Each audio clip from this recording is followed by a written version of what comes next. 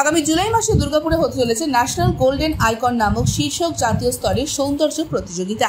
জুলাই মাসের 13 তারিখ এই প্রতিযোগিতাটির আয়োজন করেছেন দুর্গাপুরের ফ্যাশন সংস্থা লেডি ফাউন্ডেশন। এই উপলক্ষে দুর্গাপুরের একটি বেসরকারি হোটেলে শুক্রবার অনুষ্ঠানটির পোস্টার লঞ্চ থিম সং প্রকাশ হলো।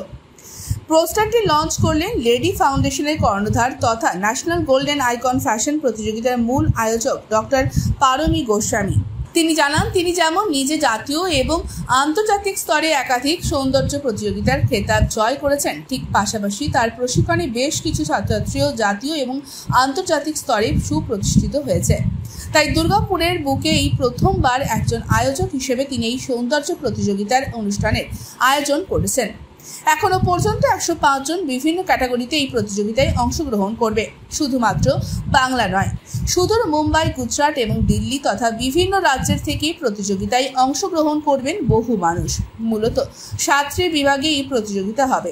শিশুদের ক্ষেত্রেও বিভিন্ন বিভাগ রয়েছে।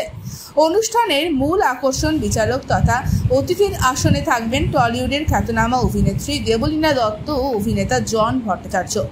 মডেলিংটা কী রকম বা অ্যাকচুয়ালি মডেলিং কী, কারণ আমি তো নিজে জিতে এসেছি Mrs India, Mrs universe, Mrs international, 3টে খেতাব অলরেডি আমি গেইন করে এসেছি। তো আমি চাইবো যে মডেল যারা অ্যাকচুয়ালি মডেলিং করুক তারা উপরে উঠুক। যেমন আমি মিট করা আমার স্টুডেন্ট বলুক নিজের ব্যাপারটা। সেদিন থাকছে আপনার প্রায় 105 ক্যাটাগরি আছে।